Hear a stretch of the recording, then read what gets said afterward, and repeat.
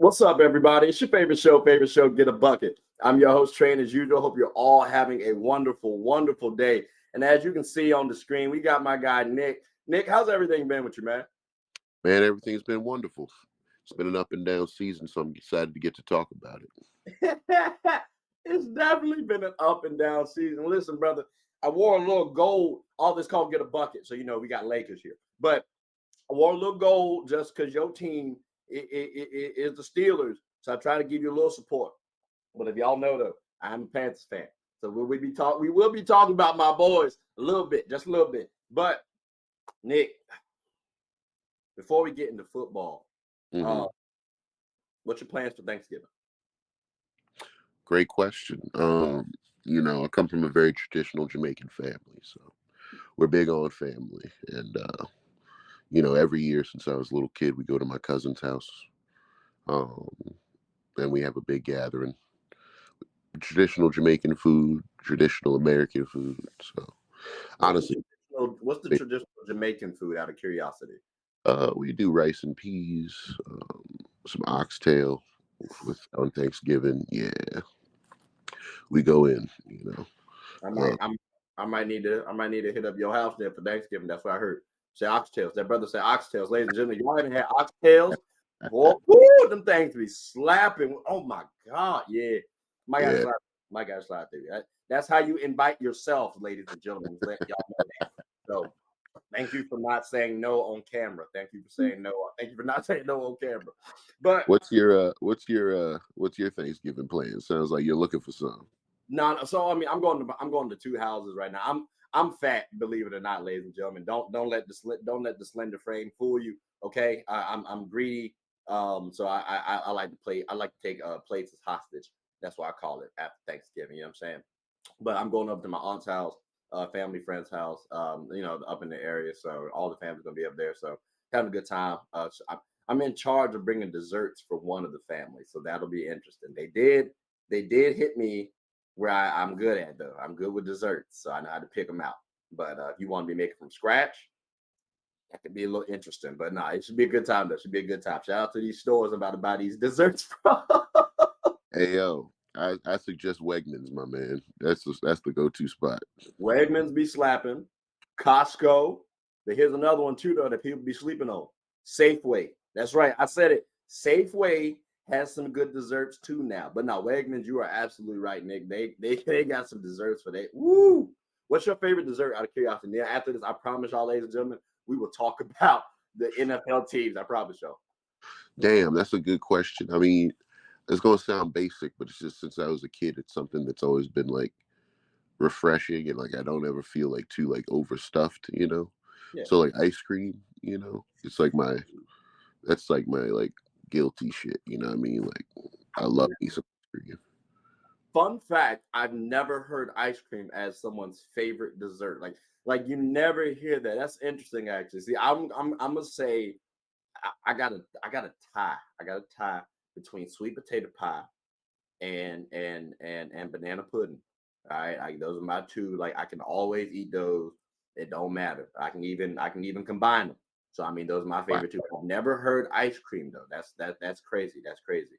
So and not crazy in a bad way. That's crazy and like I it's the simple things, bro. Like it's the simple things in life that take you far. So I mean, I'm not mad at that answer at all. Yeah. That's a good one. That's such a good one. All right. Well, I mean, ice cream, banana pudding, sweet potato pie, Thanksgiving meals. I'm hungry now. Dang. Maybe we should cancel this episode and come back later on. I'm a little famished now. I'm a little famished. Dang on it. I did tell the people that we was going to talk about football, so I got to stay true to my word. So, ladies and gentlemen, I'm going to try to share the screen here. What we're going to do is talk about here all NFL teams, but the division. So we won't talk about all 30 directly. Like we will be covering we will be covering them. So, Nick, we talked about a couple of teams last time you was on, and let's go ahead and start it off with the AFC. Actually, the AFC East specifically. We got the Dolphins, Bills, Jets, and Patriots. Who's your winner for this division? Right now, I'm gonna have to go Dolphins. They're just playing at such a high clip offensively. Okay. I'm seeing Bradley Chubb start to come into his own too. get used to the system. And we forget about Bradley Chubb, but he was and is one of the best pass rushers in the NFL. So watching him kind of mature, whilst watching Mike McDaniel's offense just dominate the league by storm is truly wonderful. I think the thing that's lost in this explosive pass game with Tua, that both their running backs are averaging, I think, 5.5, 6. Pretty sure Devon Achane, who's back by the way, is averaging 10 yards a carry. So look out for that. And The I mean, offense is explosive. What do you say though to the people who say they don't beat quality teams? Because again, I think when we first started out, I definitely said like this was the toughest division when we first spoke on this, right?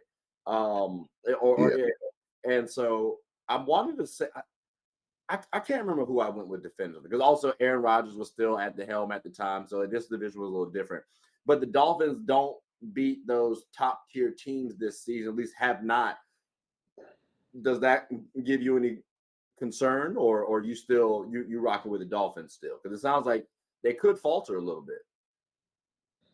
I think when we're talking about the strength of schedule in this division, I would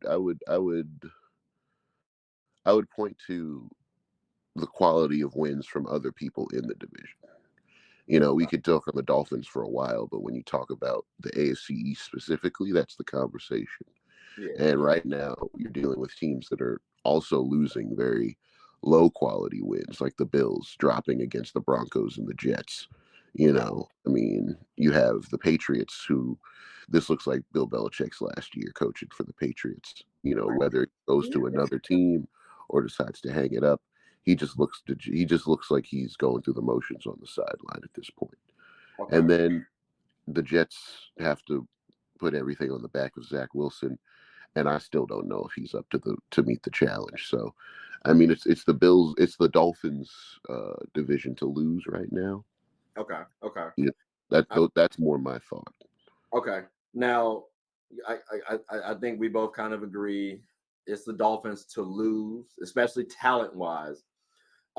With the Bills, should they try to like? And I'm hesitant to say this because I feel like maybe a Bills fan might watch this, and I've been told Bills fans are quite slanderous, and they might try to go at you. So I'm hesitant to ask this question, but should the Bills try to rebuild like now? Like, should they just go ahead and say, you know what, Diggs, we might need to just let you go? What's your thoughts on the Bills? Because I think they have missed their window now. Like, I think I don't believe in them as a Super Bowl contender anymore. Well, I think the thing that you need to remember is that a lot of this falls in the lap of Josh Allen, and I don't want to say that too strongly because clearly execution wise, everybody has their problems. I mean, one of his interceptions was a drop, plain and simple, last week. So I'll say this. I think that firing Ken Dorsey is going to have an effect on this season. I think that was a bold move, mid-season, firing your offensive coordinator. As somebody who's been calling for the firing of his offensive coordinator for some time, I find that I understand, while watching my team kind of keep themselves in it, that cohesion is an important thing. So that could have ramifications on a team's success. And I do think that the Bills will have a very steep upward climb because in terms of strength of schedule, it's pretty much a wash at this point. I'd be surprised to see them have a winning record this season with what they have remaining on their schedule. So I'm not going to say that they can force a rebuild. I think if they come out any slower or any more sloppy than they have been, it would, we'd be hearing about investigations into tampering in the off season. So, I think that they just need to find a way to make Josh Allen stop trying to be Superman every play. And easy check down and to take the 10-yard throw versus the 30-yard interception. Okay. I mean, I ain't gonna lie. I think that's gonna be a little harder to do. I personally think I don't think people really change. I think people adapt.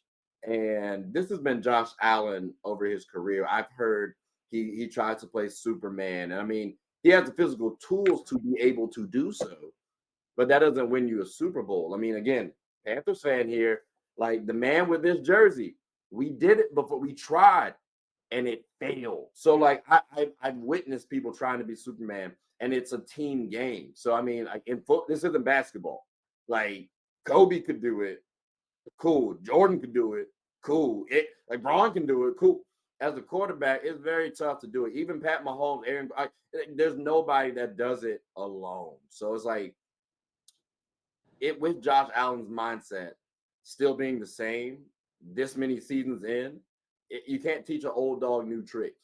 And it's not like he's new to the game. So I question, will Josh Allen actually change? That's my question mark for it. So for me, I don't know if the Bills is going. I think the Bills should honestly consider rebuilding. Honestly, like realistically, you can still get a lot of pieces for players like Stephon Diggs. So I mean, if you want to keep stringing the team along and going to the playoffs to lose, cool. But I mean, you want to think about winning, and winning a championship, your window's gone now. So, I think there was a statistic that said a coach quarterback combo has never won a Super Bowl together after 5 years, and I'm pretty sure this marks the 5th season that Josh Allen has been the quarterback and McDermott's been the coach. So I'd love to see what happens after that. I mean, you said 1, 2, 3, 4, 5. Like, yeah. You got to go. I don't know what to tell you. But you said something interesting real quick. Speaking about a coach, Bill Belichick last season. If this was his last season, where would you want him to go then? I was actually really, really on. I think a perfect match right now, just because he clearly wants to go somewhere where it has an already built talent pool that he can kind of adjust to kind of fit his mentality, especially in terms of defensive strategy. I think the Chargers would be a great fit for him. I think if Bill Belichick went to the Chargers, he's already got Justin Herbert. He's already got a talent pool full of a team that has a strong offensive base. Okay. If he can bring in and coach up that defense to be more disciplined, they could be a serious problem next year. So I think that would be a cool fit for me personally. That would be my dream, because I always, I know I'm not a fan or anything, but I always have a soft spot for certain teams and franchises. Yeah. And I was so sad watching Phillip Rivers because he just seems like such a nice guy lose for so long. Heartbreaking games, and I'm seeing the same thing start to happen to Justin. So, I really want to, and I like Justin. He's a humble kid who, to me, arguably might be the most talented quarterback in football. People underrate. That's an underrated. He's just underrated because of the team he's on. But how many times he puts them in a position to win, and then his head coach makes a dumb call or wastes a challenge or doesn't call a timeout, or basic coaching things that end up losing games that make it look like he's not the one capable of orchestrating a game-winning drive, even though you see him throw for 4 straight completions on 4th down for first downs. It's like he's, to me, arguably might be the best arm talent in football. So I think that you'll start to see that more if he can get a winning strategy around him. Okay. I mean, I will say I'm cool with Justin. He's on my fantasy team, so I hope he does well.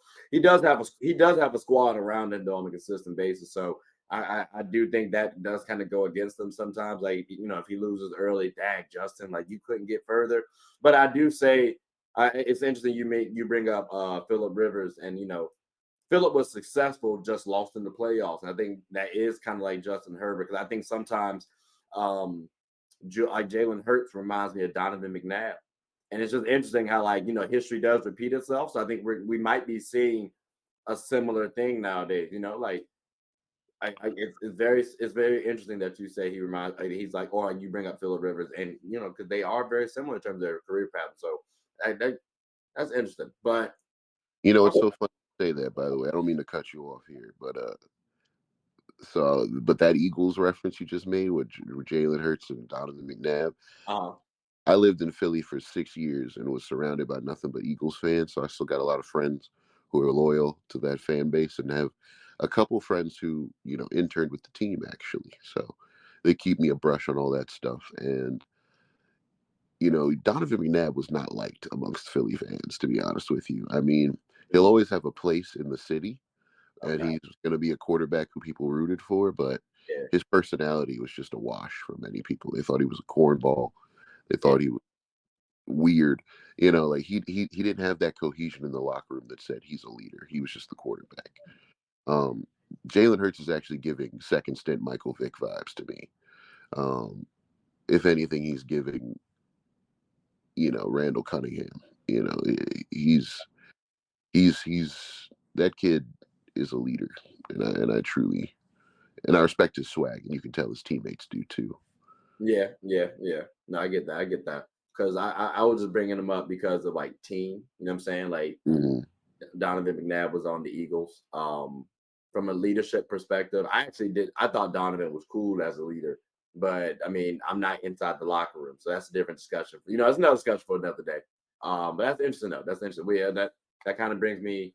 Yeah, we might have a solid discussion. When you and I talk about the Eagles though, but we're gonna have to transition on though to the next division, which let's go ahead and bring them back up on the screen. We got here the AFC North. Now, it's your teams, it's your boys. You know what I mean? Got the Ravens, you got your Steelers, got the Browns, and we got the Bengals. Now, I think it's fair to say, because let's just give a little context, right? Joe Burrow's out for the season. Oh, tough. With an elbow injury, if I'm not mistaken. And then you got the Browns, who Deshaun Watson, he's out too, right? Deshaun Watson is out for the rest of the season. Yes. Yeah. So we got him out too. So it's really between Yo Boys and the Ravens on who got a healthy quarterback. and this is why I'm gonna go to you, because you was hyping your mans up and you said y'all boys was gonna win. Um um um Well, it's really funny that you say that, because it hasn't been an easy road. Okay, I've been watching these games every single week. I feel like I'm about to have a heart attack. It is. It's not easy being a Steeler fan. I mean, it was forever. Let me not say that. Being a Steeler fan for most of my life has been just a joyous occasion. I just want to say before you keep going, you say it's tough to be a Steelers fan at 6-3, brother. I'm a Panthers fan at 1-what? Like, don't you say it's tough being a Steelers fan right now. Don't you dare say that. We're at the bottom of the barrel. Like, you got me kicking my own self while myself is down. That's the problem, Nick. Go ahead, dog. Talk about the Steel 6-3. Go ahead, bro. Go ahead. Oh man, see what I'm saying? I've taken it for granted. But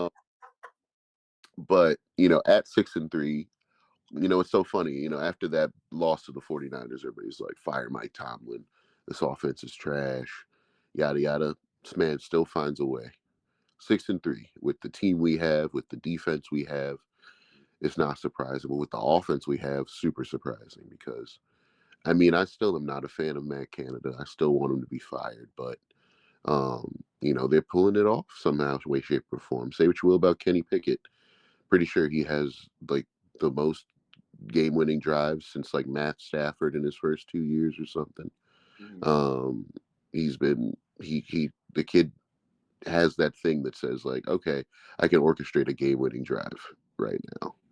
You can build around that. I mean, I'm not saying that he doesn't have some, techniques that he should fix, some throwing mechanics he needs to fix, his ability to sense pressure, but those are all things that you have to take into account. He's a second-year quarterback, and a second-year quarterback being trained by an offensive coordinator the entire Steelers nation agrees is not a good fit for the team. So, I mean, so I heard some good things, but then I heard not the best fit for the team. But y'all 6-3, and then the Ravens are at 8-3. So like, mm-hmm. when it's all said and done, how much faith do you have on your Steelers coming out of this division over the Ravens? Like, It's interesting you say that, because when we started off the year, of course, I went full Steeler mode. That's just, yeah, I'm always biased. respectfully. Respectfully, I did, but I mean, you got to give Lamar his props. I mean, I talked about Justin Herbert, but I'd say it's a toss-up between him and Lamar. I mean, that pass to Odell in that game on Thursday, where it looked like he just flicked it off his wrist, 50-yard perfect dot to, an Odell who had coverage on him, but he just turned right around, put his hands out, ball fell right in his lap, and then not only that, but he's, even with a messed up ankle, he's still one of they still trust him to be the probably lead back on that team, running the ball, which, that's a whole other conversation as to whether that's smart or not. I think that what we need to do as Steelers is rely on the defense, simplify the offensive game. I think, not to keep harping on this Matt Canada thing, but his game plan is just abysmal. So, I mean, we need to simplify the offense, take it back to a original pro style approach. Okay. We have talented running back. We have talented wide receiver. People who are going to be exceptionally talented. And when you say pro style, elaborate a little bit more on that, because I don't think everybody know what pro style means. I'm a little heavy on it myself. Understood.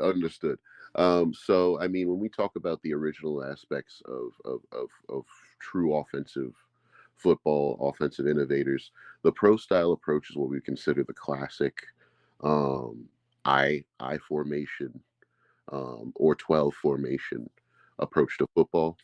Fullback, running back, tight end, line, quarterback under center, right?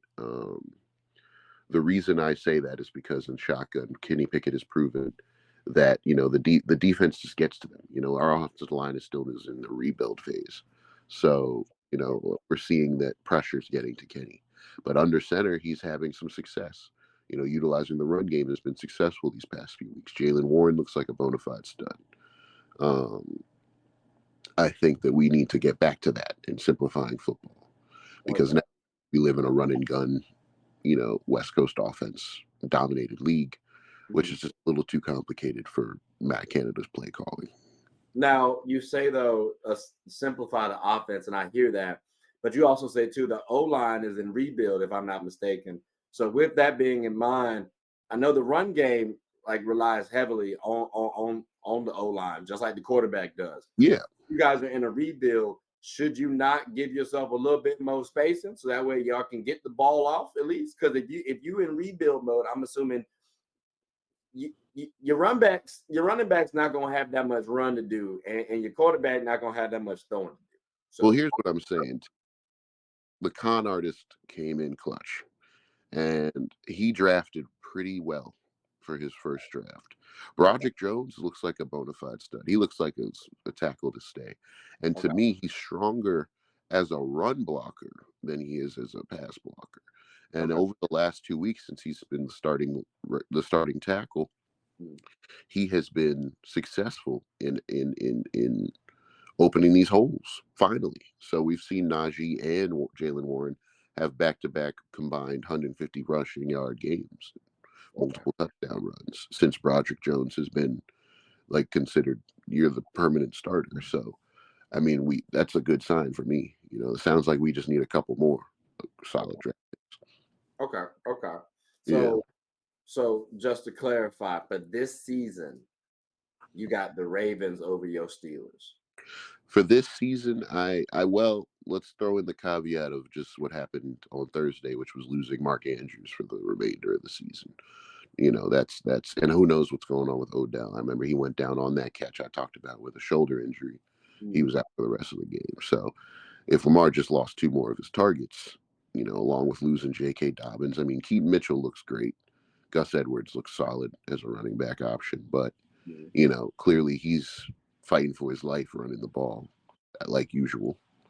So, I mean, who knows? Who knows what's going to happen, because, the Bengals, they were also hindered by Joe Burrow's injury. So, That looked like a game before that happened. You know what I mean? And that's a Bengals team that I would feel confident beating. So, I would say, if the Steelers can't pull off a victory against hindered Bengals and Browns teams over the next few weeks, then we can have conversations that are a little more pro Ravens. But for right now, my gut tells me to stick with my squad. So I see us still taking the AFC North. Okay, so you're still rolling with the Steelers. I can't be mad at that. I mean, look, y'all boys is almost at the top of it right now, so that's cool. I understand that. Real quick, I'm gonna give you 15 seconds on the soapbox. Talk about Joe Burrow real quick being out for the season as a Steelers fan, because y'all played them once already, right? Mm-hmm. So as a Steelers fan, losing Joe Burrow to the season when y'all play them again, how much does that take away from you as a Steelers fan? Because if you beat them, you can say you beat them, and you ain't really beat them at their best. So I don't know. Maybe that's how I look at it. But I'll let you get on your soapbox. How much does that take away from you as a Steelers fan? It takes nothing away. It's not my fault that your boy got hurt. I don't know what to tell you. I mean, for me, I believe that, any win is a win, and the best ability is availability. Your quarterback can't stay on the field. He can't stay healthy. That's on you and your organization and your strength and conditioning coach. That ain't on me. A win is a win. I'm crying. That man said, I don't care. What are you talking about? I can respect it. I can respect it.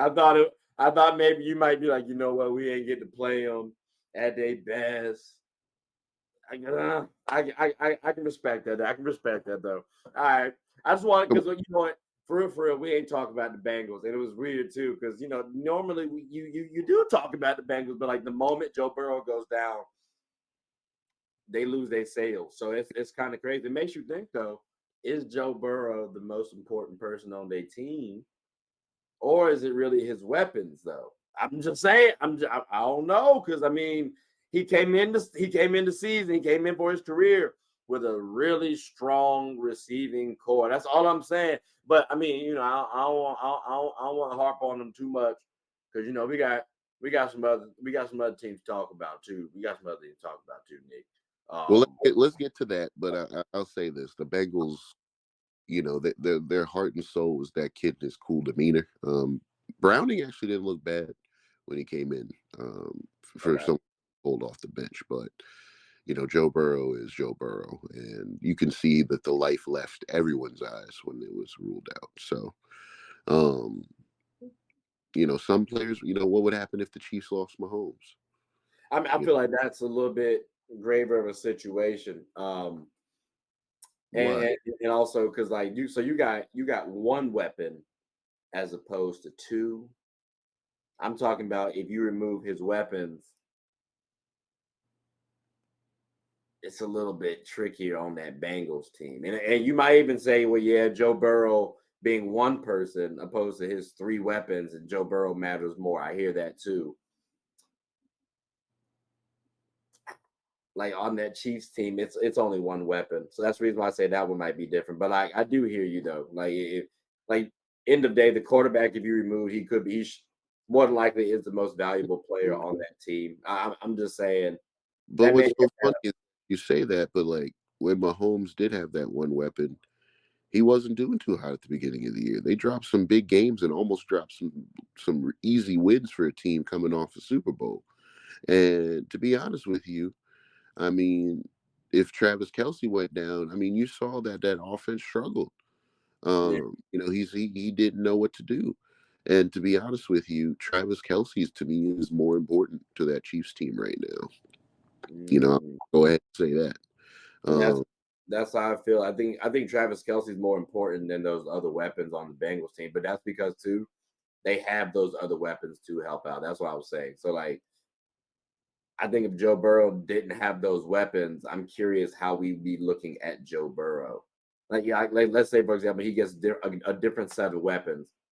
Will he be the same guy like that? And we can't know that answer until that happens, like until he loses these players. So I mean Hmm. that's a that's a down the road discussion, I guess. But still, it just makes me think who's really more valuable between those 3-4 guys on that Bengals team. So that was That's all. Yeah. good. But onto this AFC. Look, bro, this AFC South,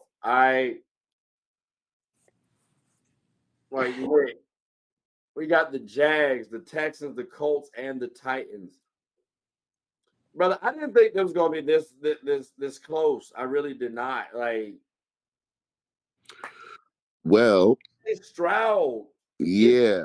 is he the best quarterback in the division? Because we were talking about Trevor Lawrence at the beginning. I think everybody agreed Jacksonville was gonna get it. They still in the top spot. Like, what's your thoughts on Jacksonville being the top runner still, and CJ Stroud potentially being the best quarterback in the division? Well, right now, I'm just curious how you, as a Panthers fan, feel watching the second overall pick. So I'm gonna go back to my boys because if you don't notice, I got this jersey, right? Cam Newton. And I told y'all I wanted to go with Anthony Richardson because he's Cam Newton 2.0. We went with Bryce Young, and he looks quite young. I'm not impressed, but it's also I'm giving him a 3-year window. You know what I'm saying? But for me, I have to tip my cap to CJ because I did state I would have probably gone Bryce over CJ. I thought CJ was overrated because Ohio State quarterbacks were not that great. Like, I'm sorry, like the He best one is. he might have been Terrell Pryor, like might have been, and didn't he switch to wide receiver? I'm just saying, like it was a little tricky. So you could be proving me wrong. You could be, or maybe your O line is really just that good. Let's not forget they were at the bottom of the barrel for a long time. So maybe they got some good talented players. Nick, I'm just saying, like he looked like he proved me wrong. I don't know, like. Could be easily rookie of the year. I think Easily rookie of the year. easily, I easily. will say this. I will not. Let me ask you this though.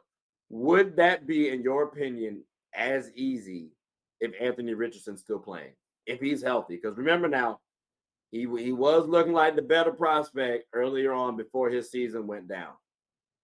Mm, yes, because Anthony Richardson was still making Anthony Richardson mistakes because of his lack of experience. So even though he was making good plays, splash plays, um, Mm-hmm. he wasn't as explosive as CJ Stroud is. CJ Stroud, you're talking as if you didn't watch a rookie put up a 470-yard, 5-touchdown game a week and a half ago. He did So that. So I hear that, right? And then he threw like 5 touchdowns one time too. But again, getting my boys some more PT, some more love. You know what I'm saying? Matter of fact, let me just throw it on. Putting these boys on, you know what I'm saying? Like, I will say this. When he went up against my boys, we beat that tail. So I don't know, dog. Like I think I have some question marks still kind of about CJ just a little bit, because he did not outplay Bryce Young. Can you say that? I'll say that, yes, he did now play Bryce And Young. mind you, we were just talking about how underwhelming Bryce Young has been thus far. Now, again, to his credit, he does not have all the weapons he needs, but also he's not ready the best prospect right now. So if he can't meaning CJ can't outduel Bryce Young, I don't know. Like, I got some question marks, brother. But I mean, he has outdueled some more experienced quarterbacks. You know what I Who mean? who has he outdueled? Let me, because there's a I mean, he's outdueled Baker Mayfield in that stop show. stop it! Don't you dare bring up Baker Mayfield again. As a Panthers fan, I would not take that. I'm just saying he made him look like the rookie compared to him in that game. I mean, in terms of leadership, in terms of the Okay, ability to finish drives, in terms of, I mean, they beat the Jags. They beat your Steelers. They beat they the Saints. They and lost my boys, like I said, though. They beat Baker and them. And then they beat Joe Burrow. Although, to be fair, Joe Burrow did just go down. So I'm just saying. I'm saying I don't, you within know, within his division, he's the best quarterback right now. so what puts him ahead of Trevor Lawrence for you, definitively? His poise, the way I've seen him handle late game situations, even though he's a rookie, which means he's only going to get better. Um, I think we're not giving D'Amico Ryans enough credit as a head coach Okay. overall in the league. I haven't heard any conversations about him being coach of the year, even though he clearly is. Mhm. Even if they just win these 5 games versus with the record they had last year and the quality of wins they've had. Okay. Okay. He's already beat Trevor. You know what I mean? He's already done that. So I think, you need to take into account in a divisional conversation, I already beat you, bro. Scoreboard. That's it. Plain and simple. I It's do, scoreboard. I do hear that. I do hear that. Okay. Okay. So All right. I think So at the end of the day, wins are the things that matter. And right now, you're looking at a team, the Texans, who are what, like 5-1 over the last, you know, or like 4-1 over the last 5 weeks or something crazy like that. okay. I mean, they For did turn it around. They did turn it around. Because cohesiveness, it's a first year head coach and a first year starting quarterback, and now they feel confident. And he's I mean, looking he's looking rookie Brady-esque. You know, Brady F is crazy. Okay. Okay. he's doing I gotta watch a full game on, bro. I can't hold you because like I've tried to put eyes on him, but then I'd be multitasking. I'd be trying to do a video here, there. So like I gotta watch a full video on him just to see like how he really moved. Because again, when I saw him play against my boys, I was multitasking there, but I'm looking at the stats and I'm like, he like you know what I'm saying? Like, wait, hold on. He got what? Like what? We against who? All right, bad. Like Bryce might be nice. So I'm just saying, like, I want to see a full game for him to mesmerize me because like I don't want to fully say I was wrong on my initial prediction. I don't because I don't I don't want to give it to him, but he has been playing at least. I'm looking like a dummy. So we will see. We will see. Houston, y'all might have, they might have been the winner of everything right now because they got rid of Deshaun. You know what I'm saying? He not doing too well. So I mean, hey, Houston might be, they might need to get the management of the year award because they did a pretty smooth move there. They did a pretty smooth move. Let's go ahead and move on down because this is really, I wanted to ask you this question earlier too, by the way, but I mhm. didn't want to like harp on it because I knew we was going to talk about him a little later on. But we're gonna smooth on that. We're gonna slide on down to the AFC West. Now, in this one, we got the Chiefs, the Raiders, the Chargers, and the Broncos. This division I actually think is a lot more interesting than people thought initially. Chiefs 7-2. I'm not gonna lie, I didn't know if they were gonna be 7-2. I thought they might be a little lower, like like 6-4, maybe something like that, or something, right? Like or like, I mean like 5-4, 6-4, something like that. But 7-2, I was impressed by. Chargers being 4-5. I was a little bit surprised of. Like I actually thought maybe they might like jump out the gates a little early, and have a solid record. Especially with the Chiefs winning Super Bowl, you might be on a lull, whatever the case may be. And then I also thought the Broncos might be maybe a game. Nah, no, 4-5 is about right, about where I thought they were. Mhm. But you said though that the Chargers essentially boast, and at first you said the most talented. Then when we were talking about Lamar, it sounded like he's about on par with Lamar in terms of talent. But like, what puts Justin Herbert ahead of Patrick Mahomes for you? I would say, and we're just speaking talent here. I Yeah, mean, just talent. I'm just talking about a more prototypically dynamic player. You know what I mean? Like Patrick Mahomes, of course, has the it factor. Of course, we're talking a multi-year MVP, Mhm. multi-time Super Bowl MVP, Right. winner. before. I'm pretty sure he's younger than I am, and I'm 27. So it's like, I think it's important to note that, I'm not saying that Pat Mahomes isn't, this generation's Joe Montana. He very well might be. But I'm saying, even in the era of those sorts of players back in the day, we talk about, Johnny Unitas, Joe Montana, Roger Staubach, Terry Bradshaw, right? Mm-hmm. But were they the most talented at the time, or were they just the best, leaders? Were they the best? Have that it? Were they did they have the dog? So this is a Tom Brady and Aaron Rodgers situation you're talking about, where Yes, Justin Herbert is the Aaron Rodgers, and so Patrick Mahomes would be the Tom Brady in this situation. Okay, exactly. that's We're interesting. 'Cause talking. I'm be honest, I've always heard and felt like Patrick Mahomes was the most talented quarterback. Now, if you say most talented offensive player, I might go Lamar Jackson, because at the quarterback spot, like when I say quarterback, you got to talk about throwing the ball, precision, and like Lamar isn't as precise as Patty Mahomes is to me.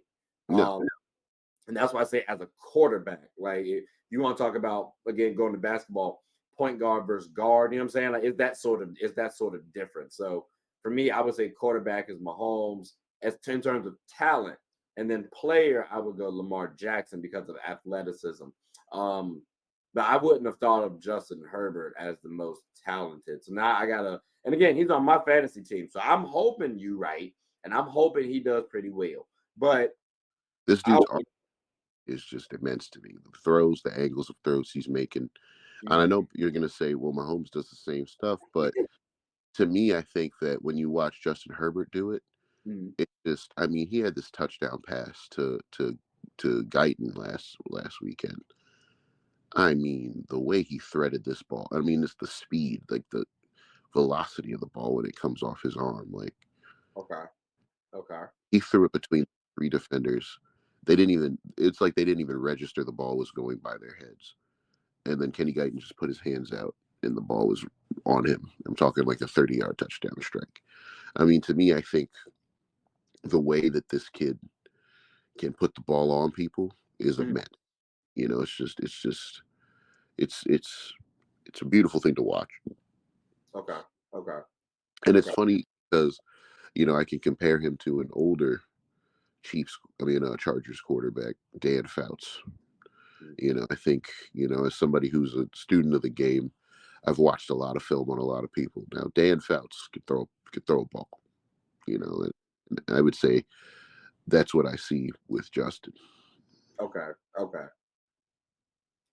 I mean, I'm gonna have to watch some more Justin Herbert film then, because you said I just gotta watch more footage on him there, because I will say it sounds a little wild to me. It sounds a little wild statement to me. I can't Well, hold, but I'm gonna give you some credit. I'm gonna give you some credit solely because your boys is in the running to get to the playoffs and win the division. That's the only reason why, Nick. I gotta give you some credit off that. So it's like, all right, fine. I'm gonna look at him again, but just that's interesting because like you said, Mahomes can do the same type of throws that you're talking about. So I got to look at how Justin Herbert's throwing the ball in comparison to Patrick Mahomes. So I also want to get another person's take on that too, because maybe someone else agrees with you, and like maybe I'm just out of the loop. I don't know. Who knows? oh no, it's a very unpopular opinion. I'm just sticking to it. I respect that. You gotta be 10 toes down, bro. You gotta be 10 toes down. But shoot, I was about to say in terms of this AFC West though, Hmm. would I would be a little remiss if I ain't talk about the Raiders and Broncos. Um, Okay. you know what I'm saying? Because the Raiders did lose a couple people, um, and I think it made Devontae Adams a little happy. So losing is their head coach. Correct me if I'm wrong. They lost their head coach and their offensive coordinator. Yeah. So I So think with that loss, you're seeing or one coordinator. I don't know if it's because I'm pretty sure maybe even Josh McDaniels was calling the plays. I thought he was personally. Yeah, I think it might have been the defensive coordinator. But they cleared house for a reason. Mm. The Josh McDaniels experiment, and another reason why I think we need to this is a topic for the show, but Bill Belichick's tree does not seem to have the same effect as a lot of these other coaches' coaching trees. You know what I mean? Like a lot of these other players and other teams that are coming from systems that are built by Andy Reid, Mike Shanahan, you know, all these other coaches throughout history are successful. Bill Parcells, when the people that they brought up and we're being, they're actually finding success, but no coach that has ever coached under Bill Belichick and went on to be a head coach has had success.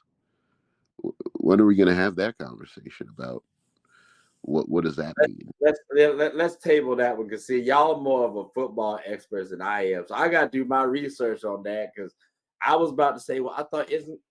You know what? I don't even know who coached under the man now. I got to double check. I thought they were pretty successful though, in coaching. But I mean, if this isn't a Greg Popovich sort of situation, meaning like you coach players, or the players who you like, or the people who like coach under you go off and thrive. Like Greg Popovich's coach Steve Kerr, and then he got Becky Hammond out there too. So I mean, they've been successful. So I'm just saying it's a nice little tree of success over there. So if we don't have the same thing from Bill Belichick, then we might need to have that discussion. Because I do like Andy Reid as a coach. He just didn't have the players. I mean, I'm lying. No, he did have the players. He just kept losing the bill. He just kept losing the bill. Like he didn't have the quarterback. And that's what I'm gonna say. I can't say that.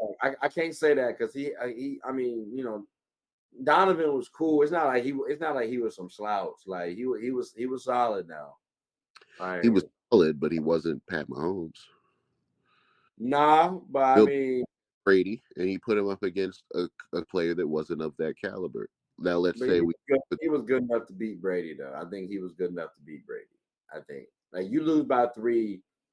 Like I'm sorry, but he's the one who threw the interception. That's all I'm gonna say.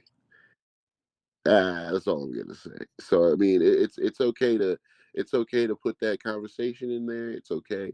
I get it. As somebody who also watched football when I was a kid. I tried. All right. So then, okay. So we got to have a discussion then about Bill's kids. Not Clinton. So then with the Raiders, do you see them being successful going forward now this season? Well, I think that Jets game said a lot about their perseverance, their want to win. Mm-hmm. Now, do they have? I don't know how I feel about this Aiden O'Connell kid. They benched Jimmy G for him.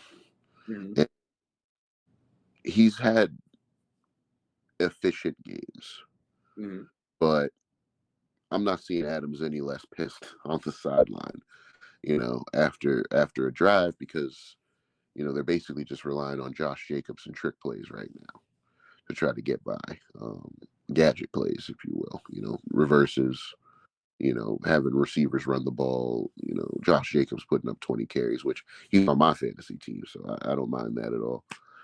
But I think that it's certainly something to think about going forward, because of any team in the division right now, the weakest link for the Raiders is quarterback, and every team other than the Chiefs is having coaching problems, which, at the start of the season, I said Chiefs. I still think Chiefs. I mean, that's easy. That's a division. Now the conversation could be, right, Broncos next year, having had Sean Payton we're starting to see. Well, that was our next question, because after we talked about the Raiders, Broncos, I've been trying to tell people Broncos aren't that bad. And I got to revisit the video again just to make sure. But I swear the last time we talked, I was trying to ask y'all about like how do y'all feel about the Broncos, and I don't think I got too much love about them Broncos because I do like Sean Payton, and I think Russell Wilson had a strong conversation with Sierra, and she let him know, like, hey, success is earned, not given. Get your ass out there and start throwing that pill, bro. Like, I think they had a good combo. So after having a solid coach, like we've seen what Russell Wilson does with a good coach. We saw it for it was still crapping on him last year. Exactly. Like, and that's the thing. People don't understand. Like, it's a team game, and you got to build on stuff. So if they were struggling still like they were last year, okay, now it's a different discussion. They're not. Like, they're not. They actually just beat the Chiefs. Like, bro, they've been competitive.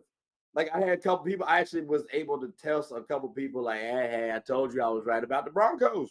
Like, bro, like what are we doing? Like, y'all got to chill out on these Broncos. Like, next year, them boys about to be a little tough-minded, especially Sean Payton, the season under his belt. Oh my gosh, they about to be organized, hungry. Yep. I think what we saw at the beginning of the season was a Broncos team that was still finding its groove, finding its way, finding its identity. Anytime you get a new coach, it doesn't matter if you were a coach for 30 years with another squad. You don't have those same players. You don't have that same locker room. You don't have that same organization. So, find your identity. And they found their identity, I think, in these last few weeks, finally, as a team that, surprise, surprise, after that 70-point Dolphins blowout, a pretty solid defense if they're cohesive, and has a quarterback who, is making smart decisions in an offense that he feels comfortable being allowed to make those decisions by himself and not feeling overwhelmed with, these complicated schemes that, yes, worked for Aaron Rodgers. Nathaniel Hackett couldn't cut it because he was too busy trying to coach Aaron Rodgers. You only have one Aaron Rodgers in a generation. Trying to coach, I mean, he's statistically the best quarterback of all time. That's just the truth. And now we're talking statistics only. We're talking just like X's and O's, depth, stats. Best of all time. And you're gonna think that you can succeed just plugging any him ho into that system. No, you're not. And he's seen that failure. He's seen that failure now with the Jets, refusing to change his game plan around a quarterback that isn't Aaron Rodgers. And I think, important to see that he's getting more confidence as a result of, I'm pretty sure turning over the ball less than any quarterback in football, sans CJ Stroud. So I think, we need to not count them out. But I mean, this season it's the Chiefs, but going forward, I agree with you. Yeah. And I think next year too, because I'm interested. So like going to basketball real quick, it's called get a bucket. I don't know if Denver wins this year, right? Can they? Yes. Will they? I don't know. Jamal Murray just received an injury. So if y'all peeped last year, he was injury free and they won the championship. This year, I got to see a hamstring is nothing to play with, especially as you get older. Now he's relatively young, but I think something like that could hamper their success this season. Next season, I think they could win it on a redemption tour. So if you have the Broncos and the Nuggets both winning a championship on a redeem type tour, because that's what that would be. Like both teams will be winning on a redemption tour. Like I think that would be a positive narrative for those script writer believers out there too. So I'm just saying, like, don't count out the Broncos or the Nuggets next season, because that could be a solid story to follow. But that would be really cool. That'd be really cool. And also, just your show is called Get a Bucket. Let me just throw this in there. I need to see, MPJ start to show out and start to put in the potential he has, because that boy could go off for 30, 10, and 5 if he wanted to. He needs that dog. Anyway, go back to football. I'm going to say this. I made a video out there about MPJ. I've already said how he needs to be more aggressive. So hopefully he's listened. And now you got the opportunity because, again, Jamal Murray is out. But, yeah, we just flipping on back to football. Like I said, man, these Broncos, I actually do think they could sneak in and try to get to the playoffs this season, believe it or not. Chargers looking a little tricky. Raiders, I really don't believe in. someone got to sneak in and get the wild card spot. Why can't it be the Broncos again? And then that way you get some legs for next season. But if you just miss it, hey, maybe you're this year's Lions, like you come out the gates really strong and you Yeah. quote unquote surprise some people. So, but yeah, now Yeah. that's gonna be good. But overall, I think this AFC is pretty solid as a whole, bro. So I mean, I ain't gonna hold y'all, ladies and gentlemen. Yeah. We just covered the whole AFC, so I hope y'all liked it. Please like, subscribe, comment, tell anyone about the show. Nick, before we go, you got anything you want to say to the folks? Support my bro. He's putting out great content every week. So like and subscribe, like you said. And yeah, I mean, thank you so much for having me. I'm excited to see what this season unfolds because I think a good football season is a season where any given Sunday is a true statement. And we're seeing an any given Sunday kind of season, which I really like. It's good for football.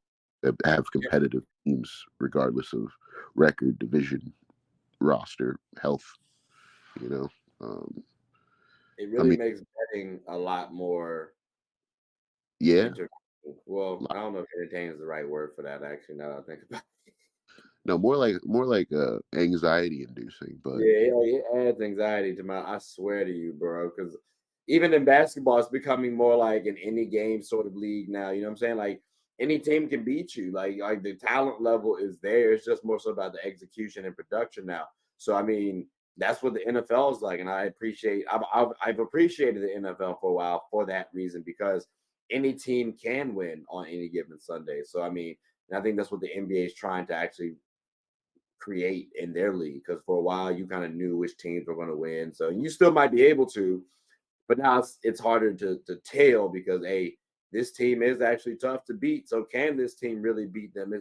That's why I viewed that for the NFL for a while. So I've always appreciated that about the NFL, man. Definitely. yeah, But yeah. ladies and gentlemen, y'all will definitely see Nick again.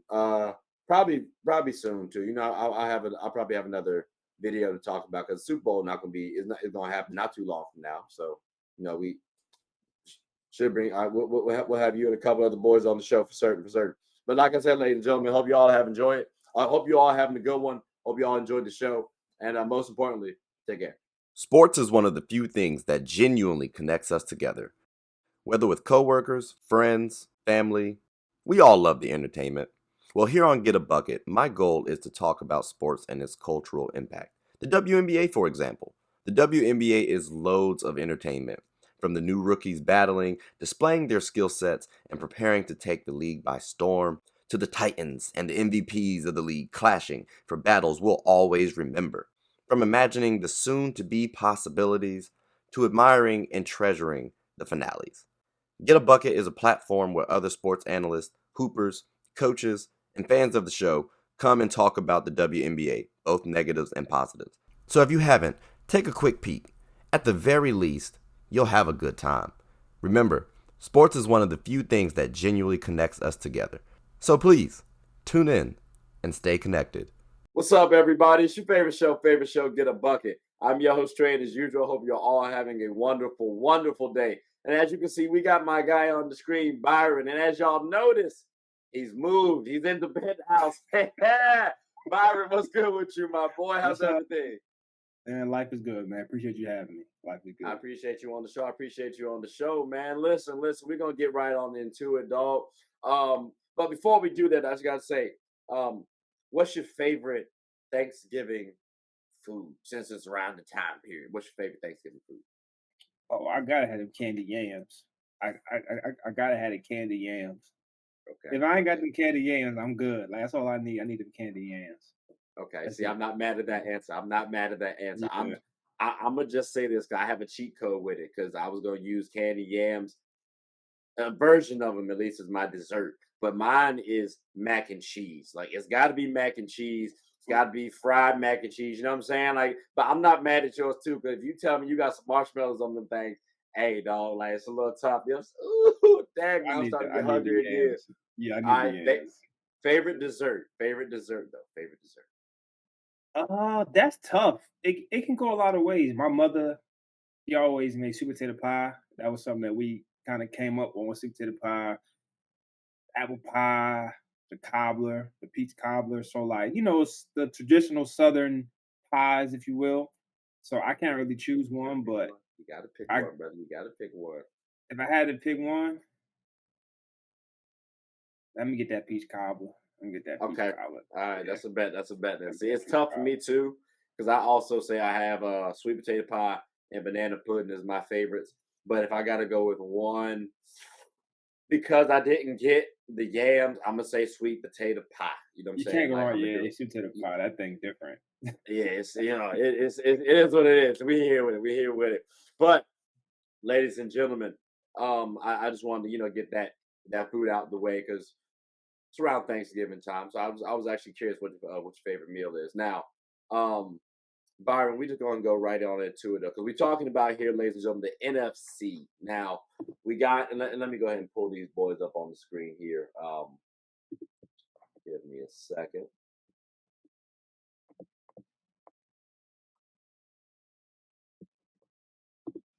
There we go. All right, so we're going to start it off with the NFC East. Now we got the Eagles, the Cowboys, the Commanders. I keep wanting to say Redskins, and it's still been a couple of years. It's crazy. Hey, And the Giants. You know what I'm saying? Byron, who's going to win this division? Because I mean, it's not as cut and dry as it looks right now. I mean, I understand it's 9-1. Eagles, they just went to the Super Bowl last year, and the Eagles have beaten pretty much everybody in the division. Are they the favorites, or is this your answer, or is there any other team that can win it? I think it's clear cut. It's the Eagles. Dallas does this every year. It's cold outside now. It's about to get cold outside, and history shows itself with Dallas, and it gets cold outside, especially once it hits about late November, early December is when Dallas starts being Dallas. And I'm not a Cowboys hater, but it's just the reality of it. They'll probably drop 3 games, if I had to guess, within the next couple weeks. That's just what Dallas does. They just don't play well at the end of the season. That's just a phenomenon they do. I think Philly is your clear cut winner in the division. Especially, I mean, they just beat the beast of the East, if you will, and Kansas City. Yeah, So Kansas City. it was So a good game. it's a good game, but I think that just showcases that Philly is a complete team, and I think they have a complete leader with Hurts. I really like Hurts. He's not a perfect quarterback, but he's what your team needs, and I think that kind of gets you over the hump, especially later in the season as people kind of get tired and okay, we're ready for playoffs. I think Hurts can kind of keep the boys together. So and Kelsey as well. So Okay. I like the Now, Eagles. Yeah.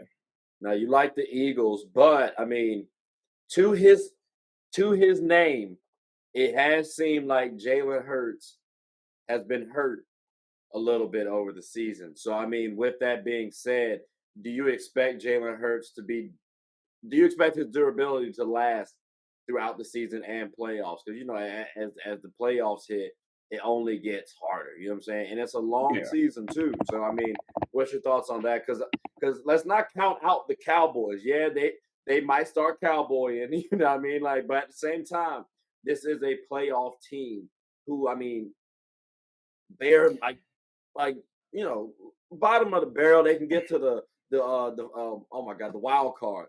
So I mean, and all they gotta do is get to the playoffs. They have the talent to get to the Super Bowl. So I mean, they seem to be doing pretty well.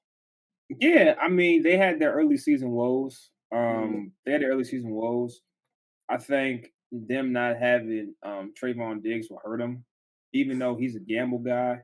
He likes to gamble, but I mean, sometimes when you gamble, you hit big. I mean, that's kind of how gambling works. And so Yeah. for me, not having him could be detrimental just Mhm. based on how you schematically play. I Mhm. think you can kind of get away. And their strength of schedule, I know, hasn't been too difficult this season. To be honest, it Mhm. hasn't been one of the hardest ones. Like the Eagles, that's why the Eagles' strength of schedule is pretty bad. I mean, people been saying that all season as well. So I would say I think Dallas definitely gets in the playoffs. I mean, I don't see why they wouldn't. How Fairly far they confident go, with it. I mean, honestly, they'll probably play San Francisco early on and lose. If I had this to be real, so like, and I'm not a fortune teller, but if I had to guess, the Eagles would get a first round bye, and so would San Francisco. Cowboys would probably win their wild card game and probably end up playing San Francisco, for the what's But the see, divisional round. here's the thing though. So the Eagles are ahead of the 49ers. So right now, Yep. if they go to the playoffs, and let's say the Cowboys are a wild card team, I think they're the lower seed. So now they got to play the Eagles. But So if they got to play the Eagles actually, now. They got a fighting chance because I always say a divisional game, it's a jump ball. Like it's anybody's. You know what I'm saying? it is, and And I it's would say playoffs too. I'm completely skipping that. The second best record in the actual NFC is the Lions. So in all aspect, San Fran might end up playing Dallas round one. It's very possible. But if they you think the Lions are gonna hold on for the I mean We'll see. Yeah, I'm yeah, sure we'll let's talk say about yeah, that. we'll talk about them. We'll talk about them. We'll talk about them. But Yeah, but I would say, yeah, I would say at the end of the day, Dallas is going to have to either play the Eagles again or they're going to have to play San Fran. I mean, that's okay. just I think that's how it's end up going to that's how it's end up going. I think both teams match up great against the Cowboys, especially the Eagles. They got so many weapons on offense. They got running backs, they got wideouts. So like, I mean, look, I ain't and they trying to got a talk too much. stout defense. I ain't trying to talk too much about the Cowboys, but I do think, to your point, also the Cowboys match up pretty well against them teams too. Like it's not out of the realm of possibility, ladies and gentlemen, that we could see the Cowboys win the Super Bowl this year. That's all I'm saying. Oh And I'm wow. not, you know what I'm saying? And Byron, listen, I don't like the Cowboys. Well, I don't like the Cowboys fans, I should say. Because I do expect the Cowboys to be cowboying. But for some reason, this season it seems different. Like Dak's been getting pressure since preseason. You know what I'm saying? Like Trayvon Diggs goes down. The defense still been solid. The offense has been pretty good over the last 3 games. Like it's been feeling a little bit different. I don't have that same gut feeling. I don't know. Like, but the Eagles do seem impressive though. They win good. They win those gritty, gutty teams or games. I don't know. For some reason, I got something for the Cowboys. But we'll see how that shakes. Is there any love though? Any love before we transition on to the next division? Is there any love Mm. for the Commanders or the Giants? Like, can they turn it around for us? I mean, I would say the Giants, no. okay, I was looking at Dallas the remaining games. mm, I mean, it's gonna be they got some tough games. But I would say in regards to Washington and New York, mm, I just don't see it. I mean, you already got 7, 8 L's, and we're not even, you know, we're not. I don't think there's 7 games left. I'm pretty sure. Yeah, 7 games left in the 7 games, season. yeah. Yeah, 7 games left. I think Washington maybe finishes with 2 more wins, like 3 more wins max. I think New York finishes probably with 2 more wins, 3 more wins max. I don't see them making any noise at Okay, all. so I they just think can't. they kind of just hit a regular season out, hope for a good pick in the draft. There's a lot of good QBs coming out. But I Yeah, actually like Sam Howell. I think Sam Howell is actually a good QB you for like Washington. Sam? Hold on. His numbers aren't bad. You I like don't Sam Howell? Okay. I I don't mean, how when you I mean, I just wouldn't clarification. say I'm about to say, how much do you like Sam Howell? Like, are he's you not the worst comfortable? quarterback in that division. I'll say that. Yeah, I I think mean, he's but better than Daniel Jones. I mean, Jones is, you know what I'm saying? Like, I mean, you asked me. that's fair enough. That's fair. All right. Okay. All right. Cool. So, Yeah. all right. So now going on then to the next division. Matter of fact, let me make sure I got these boys down here. We're gonna talk about here the NFC North. Now, we got the Lions, we got the Vikings, we got the Packers and the Bears. This one's actually kind of surprising. I can't lie to you. I know people were talking about the Lions this season and how they're going to be pretty good. Um, I think Kirk Cousins going down kind of crippled the Vikings a little bit. Also, they lost Thielen too. Their dynamic changed a little bit over the offseason. Is there it is Is there any team that's going to be able to beat Detroit, or will Detroit start to falter for you? Because again, at 8-2, I mean, that's kind of impressive. I ain't gonna lie, that's very shocking. I wouldn't say it's shocking though.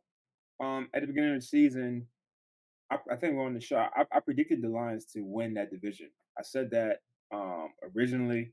Mhm. I didn't think any other team in that division would come close. I said that before. I think the Even Vikings Kurt, last year. The Vikings last year weren't a good team. They had a good record.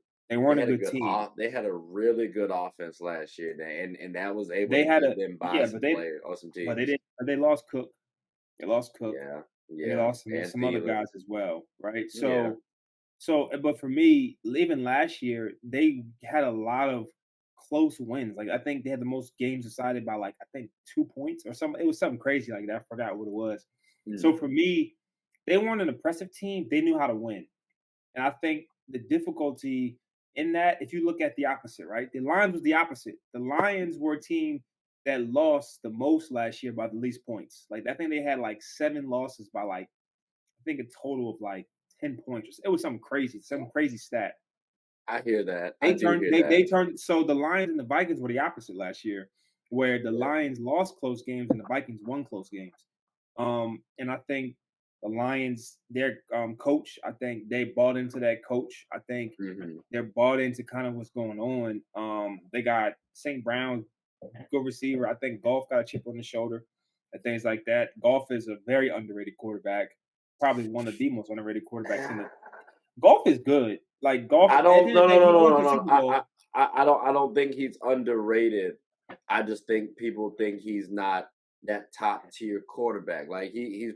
I don't want to say middle of the pack, like above average. I think that's fair to say for Buddy. I don't know. What's your thoughts on that? Because you coach football, so you might think differently. I mean, Like like this he not. season, he has 27, close to 2,800 yards, Mhm. 16 touchdowns, 8 interceptions, and a passer rating of 96.1. Um, I think that's pretty good. But To be- could that be system and team like coaching? How much of that is I factored mean, into this situation? last year he threw 30 touchdowns and 7 picks, and he had Okay. 4,400 yards last season. You said So 30. You said 30 touchdowns, 7 picks, last season with a and 99 then passer rating. this year we're at 16-8, Yeah, so he has more picks this season. and He has more picks. we about half the season in, or a little over half. I'm just saying He had the above season in, but average. his team has a better record too. Team is playing better, so you're gonna make mistakes. I don't know why. I mean, he just threw 3 interceptions last game, so Mhm, that's where most of his picks came from. mhm. He had 3 last game against the Bears, which is interesting. But outside of that, he hasn't really turned the ball over that much.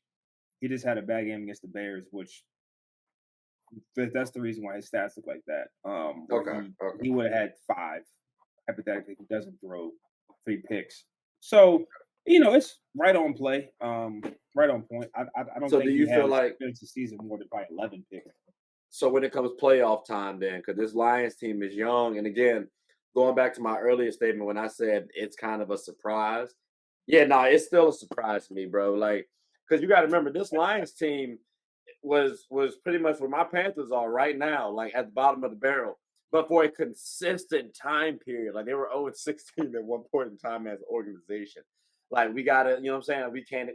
We can't forget that. So um how far you expect these boys to go? Like they hit the How playoffs. far? Yeah, they hit the playoffs. And mind you, they hit the playoffs second seed, so they get that first round bye. Like I said, I got them. I have Eagles and 49ers in the conference championship, Okay. in the conference game. Now So what happens if they're the third seed, I guess? Can they sneak past that first round for you? oh yeah. Okay. They're gonna make it to round 2. Okay. I have Okay. Detroit making it to round 2. If I were Okay. to put 4 teams as your top 4 seeds in NFC, Oh, hold on, no, I'm about to say I think we about to go to them next. So let's talk about let's talk about these ones next. Okay, yeah. Yeah, let's say these other teams. Matter of fact, um, in regards to the Packers, to the Bears, it seems like they got a little quarterback trepidation. Both have good young talents, but there's a question mark on if they got the quarterback of their future. Do the Packers and Bears have the quarterbacks of their future, or is it just one of the teams, or do neither of the teams have that in your estimation? Um, I don't. I would say personally, I like Justin Fields. Okay, I'm looking at okay, his numbers okay. right now. Hmm. His numbers are underwhelming. He hasn't played that many games this season. He's played what three, four, five, six. He played 7 games this season. I will Seven say game. it does seem like the coach does not necessarily like him too much, so it could be it could be a fit issue as to why his numbers are a little deflated. Because last year, Buddy looked like he was about to have a breakout season this year. So, Yeah, and that's the thing. He had 2 games this season where he threw 4 mhm, touchdowns. 2 mhm. games where he threw 4 touchdowns against the Broncos and the Commanders. Outside of that, he's thrown a touchdown in each game but the Vikings, which he had 58 yards. But I think he got hurt that game. I'm pretty sure he got hurt that game because he didn't play again until he played the Lions and he had 169. I would say for me, for Fields, if we're talking about Fields, I personally like the kid. I think he can play. I think he Mm. has an arm. I think he went into an organization who historically has not had good quarterbacks. When I think of a good quarterback on the Bears, I think of Kyle Orton or Rex Grossman. I mean, those are like 2 of the names that I like automatically kind of think of. I don't think of anybody kind of good for a quarterback in that organization. For me personally, just be me Yeah, personally, no, that team has historically has never had a good quarterback. I feel yeah, no, I can't get I'm not the biggest football head, like but like that go, I can't think of one. Like, Yeah, so and I threw a name on you about like Kyle Orton. You probably don't know who that is. no, I know So Orton. I remember Orton, but yeah, and Rex that's Grossman took him to yeah, the Super Bowl where they lost that's to crazy. Peyton Manning. So I would say like yeah. So historically, that team has not had a good quarterback. I think if you Mm. put and we can play a hypothetical game all day long. You put Fields on a team like the Falcons right now. I think he plays great.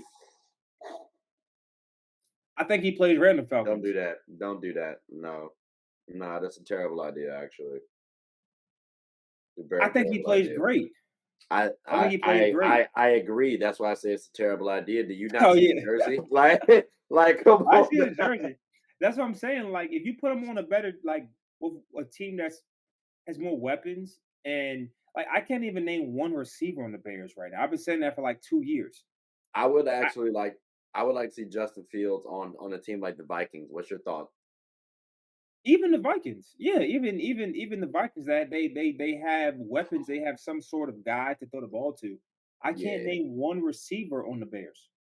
yeah. No No, disrespect to any of those guys who are professional athletes. I can't facts. name one receiver. I don't know any. So who was he throwing the ball to? Oh, I mean, DJ Moore, respectfully.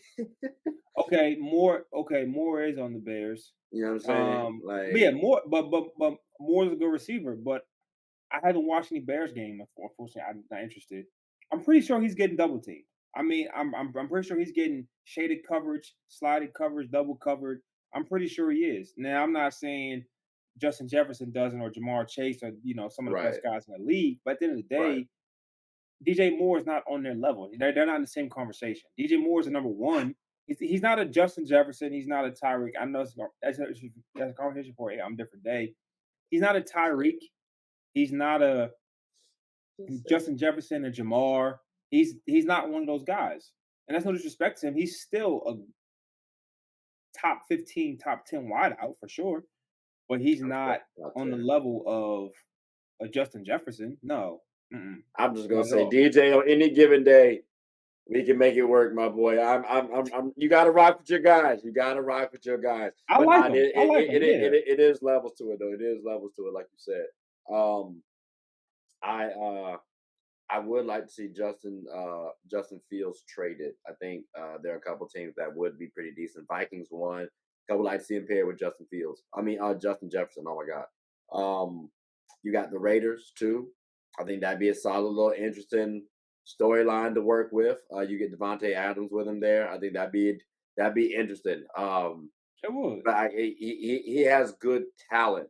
I just want to see how he does with a quality team. And I thought the Bears was going to maybe take another step, but they also got a decent defense too. But You know what I like too as well, which probably won't happen. I think you send him to the Jets and allow him to play behind Rodgers. That's not going. It's not gonna happen. It's not gonna It's happen. not going to happen. It's not gonna happen. But I think Fields is incredibly talented. I think he gets slighted. If you look at that I watched him in the preseason game. Like the Bears is the bad team. Like they're a bad team. From top to bottom, they're a bad team. They've been a bad team. So it's like, I don't know. I just need to see him in a good organization. Exactly. And from there, I need to see his decision making, because you can make excuses for him all day long. Oh, the team. Well, he does have a weapon in DJ Moore. So I mean, when he goes up against a team like the Lions, I understand you're coming back from injury, but still, we do want to see a little bit better than a $168, especially when we saw you drop 4 touchdown games. Now, those are against the Broncos and against the Commanders, who are at the bottom of the barrel of the league right now. So it does seem like when you're playing against low-tier teams, you do well. And when you play against those top-tier teams, you play subpar. So I think that's we recognize the talent. We just want to see that consistency. And you can blame some of that on the team. That's why I say I want him to be in a good situation, because he's also going to have – these are the prime years with athletes. Like, and especially with football, like that thing can go pretty quickly. So I don't want to squander this talent, that window for him, because – I mean, who knows? This man could actually go and lead a team to the Super Bowl in the right situation. So absolutely, yeah. And I think that's the hardest thing with the NFL versus like NBA, right? But look at too, right? The caveat to that is the NBA has those organizations that is similar. And I know we're talking about football right now, but Minnesota Timberwolves, right? It's a prime example. You got so much talent that's been on those teams, and they don't go anywhere. Their careers just fly by. Like KG, Karl Anthony Towns, Wiggins, even. I mean, he's not the same conversation, but Anthony Edwards. You know what I mean? Well, I mean, they trying to make a little noise now. Like Ant-Man and them trying to make a little noise now. But it's like, but those organizations historically aren't prominent organizations. And it's like, for example, Lamar Jackson. I'm gonna go back to football. Lamar Jackson went to one of the best organizations in football, and they only started in, I think, 1999 or 96. The Ravens, I forgot which one. But at the end of the day, it's a good organization. Like they are a winning culture. They know who they are. Their identity. They have an identity. Right. I don't think the Bears have an identity. They haven't had an identity since Walter Payton in the 80s. So I thought their identity was defense, bro.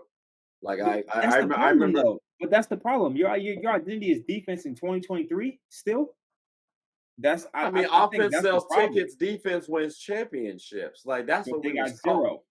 That's fair. I hear that's a very fair point, but I mean, if the saying is that, like, I mean, defense has brought championships before. They just got to keep trying to find the offensive piece, I guess. Like I don't know. I thought they had one point in time a defense that could actually carry them to a Super Bowl, similar to what the Broncos did. I don't think Peyton Manning carries you to that Super Bowl.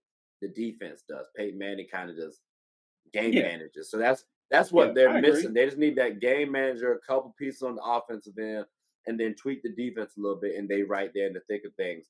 But I also think their biggest thing is management too. It's always been a little fishy.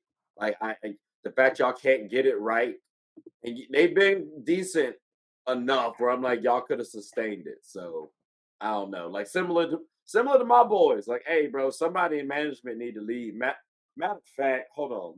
Let's go ahead and do this. Let's go ahead and make this transfer real quick. NFC South, right? NFC South.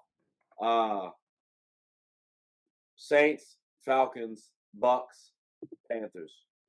That is disgusting work. 1-9. Like, dog, this is how many wins we got, bro. Like, this is how many wins. Like, hey, hold on. That's how many wins we got, Byron. I'm disgusted. I'm Who wins this division, though? Who wins this division? Saints are at 5-5. Falcons and Bucks are at 4-6. I mean, I would say the Saints have the most talent, for sure. Okay. They have the most talent.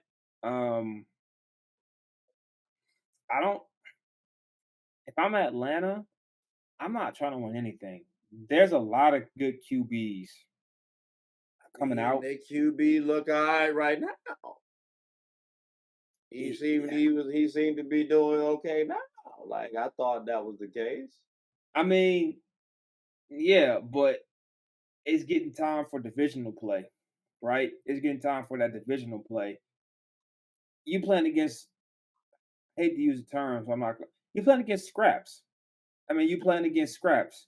You playing against teams that are 4-6. I mean, the team that wins this division automatically gets a bid to the playoffs because that's how it goes. But they're gonna be a wild card team. You're gonna have probably the Saints win if I had to guess. The Saints will probably win the division. You'll have the Saints playing against probably Detroit or San Francisco. It's gonna be a slaughterhouse. It's not gonna be worth watching. And then you'll probably have the Seahawks play against the other team. I'll say this now: if the Falcons get in instead of the Saints, because I think both the Saints and the Falcons could be tricky. Because I remember the Saints have a solid passing attack, right? They do. They They got good receivers. Yeah. Yeah, exactly. And then you can always throw in Taysom Hill to be a little wild card. And then for these Falcons, I mean, Ryder's cool, but Bijan Robinson, hey dog, that brother is alright. Like he seemed to be pretty solid. So if they can win off the run game, you can slow down. You can you can take away time of possession. And if you're up, and they can't stop the run, Falcons could be a little interesting too. So I mean, I don't know. If it's me, I don't. I know people say, "Oh, people shouldn't throw games." Mm-hmm. If you go to the playoffs, what you playing for? Super Bowl or growth? I mean, you got to see what you can do. You got to see what your ceiling is personally. Because you got to see what your ceiling is. Because for example, us last year, I personally thought, bro, we should have built on top of last year. Our defense helped us get to almost reaching the playoffs. We were almost looking to be in the lottery spot early on and turned it around. I thought we should have brought back Steve Wilkes as our head coach. Like, there were things we should have done. You know what I'm saying? So, like, I knew we weren't going to win the Super Bowl, but we at least got to see what we needed. Okay, maybe we don't need to improve the QB as much. Maybe we just need to get more weapons or whatever the case may be. So that's why I look at it. Like, if you have a shot at getting to the playoffs, maybe you just need to tweak something. But if you don't have a shot, then I agree with you, and I think you should tank. What do you think? Yeah, I would say yeah. I would say, I mean, once you get, anything can happen, right? Any given Sunday. We've all probably all seen that movie, Any Given Sunday, right? Anything can happen. Which is true. Anything can happen. I because it's NFL, there's one game. It's not 7-game series. It's one game. Anything can happen within that one game. Now I gotta bring this up though, brother, because you last time we had you on the show, you was talking about Bryce Young for my boys, and you was talking about how he's the second best quarterback in the division, and I would just like to say I think that's wrong. But like, do you believe that statement's wrong at all, or do you feel like there's a chance he can turn it around and showcase that he is the second best quarterback in the division? Yeah, I mean, I would still say that he is the second. I mean, reality, he might be the best. And you're like, wait, why would I say that? Yeah, I'm very curious. Why would you say that? Even though we don't Yeah, have the I mean, weapons in place, he's. like I'm very curious. I mean, I'm looking at his numbers: 9 touchdowns, 8 picks, 1,600 yards, almost 1,700 yards. Right, 74 QBR. Right, the numbers are bottom of the barrel. I mean, it's baseline, not very good. But were you expecting anything different? I Yes, wasn't. Personally, I my didn't expect him to be 22-10, right? I didn't expect him. I know we had this conversation before between Shroud and Bryce Young, right? mhm. We had a conversation before. I still think Bryce Young is super talented. Like Stroud's numbers are very good. Mhm. Incredibly good. Like he's got 3,000 yards, 17 touchdowns, and 5 picks. 99 QB. He making me look very stupid because I say he looked overrated in college. And I told you he wasn't overrated. I said that. So I maybe said he I was still really think good. maybe his O line is really talented, but that's another discussion for another day. I think Houston has a better O line. I think they have a better Hey, O line. They have a hey. better coach, and they have better weapons. I think they're a better team. Houston is a better team than Oh, Carolina. oh, Now, how let's not kick us while they're we're a down better too much, but you yeah, know what I'm they're saying. a But better yeah, we team. 1-9 right now. We're Yeah, you know they're a better team. we And fishing I for that number one spot. Like yeah, that's You see what I'm saying? not And I think that's the thing. I think that's the thing with it too. Is like Houston right now is 6-4. Like they're yeah. 6-4 right now. That's good. Like that's solid. They're still competing for a playoff spot. They're But still see, trying to win that division. I thought we had more in our team than 1-9. And I'm not putting all the blame on Bryce, right? Because again, our O line doesn't look the best. Our weapons aren't the best. Adam Thielen's our best wide receiver, but he's really a number two, maybe a number three. So I get it's not the best situation for Bryce. No. I still would have loved to see though, like like a 13-8. You know what I'm saying? Like everyone was talking about how special this kid is, and I'm like, I'm not seeing special. He cool, but I personally wanted Anthony Richardson, and I made the video, but I'm sticking with Bryce because I got to at this point in time. But the brother got at least 3 seasons to prove to us, hey, he's worth this number one pick, which means we got to at least make some solid headway to get to the playoffs. Now that also puts pressure on the organization too, because we got to put him in the right spot. But I got to see. He got to at least prove to me that we can be comfortable in him being our QB of the future. But that does beg the question, because again, we're at the bottom of the barrel. We're more than likely gonna get the number one pick. Who would you want us to draft this year? Because I'm liking Marvin Harrison myself, but you know, maybe you feel something different. Because again, he's a wide receiver, That's what I but thought. maybe we need to beef up the O line and focus on that person because you do win in the trenches. Yeah, I would say this. I'm looking at there's a couple of things for me to answer this question appropriately. I'm looking at Trevor Lawrence stats for his rookie year. He threw 3,600. He threw for 3,600, 12 touchdowns and 17 picks, 17 or and a 71 QBR. His second season, 4,000 yards, 25 touchdowns, 8 picks, 95% QBR. This season, he's about 2,400 yards, 11 touchdowns, 6 picks. So he's still got pretty much 7, 8 games to make headway. I think he'll be fine. Jacksonville historically was a bad team, was a bad organization. Trevor Lawrence didn't play well in his first season. They thought the Mm, same thing. Oh, is he worth it? Is he worth it? It's a mm. different narrative now when they bring in the right guys, get the right people around him.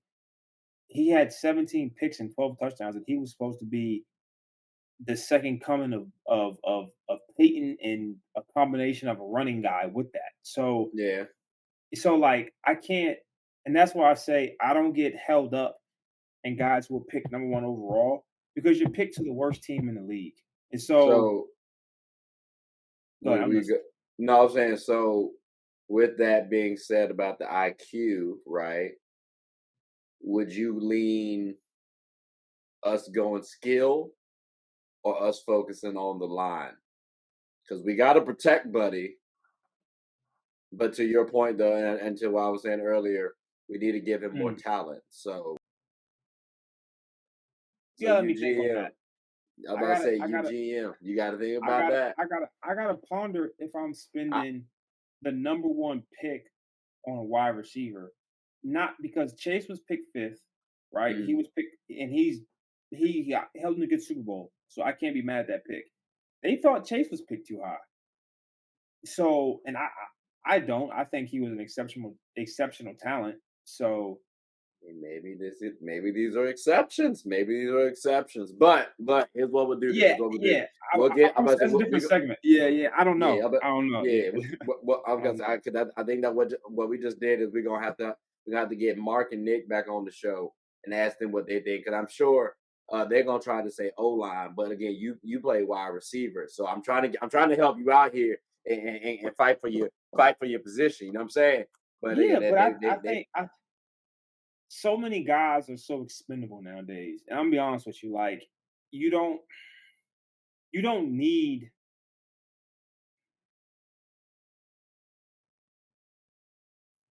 you give me the receivers of the Chiefs with a Kelsey, with that quarterback, with a Mahomes, I was who about to was say, exceptional, generational guy, but yeah.